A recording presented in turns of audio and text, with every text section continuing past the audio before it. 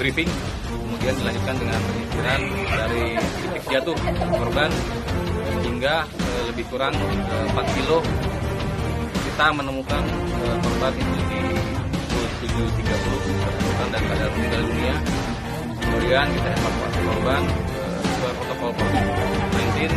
evakuasi menuju ke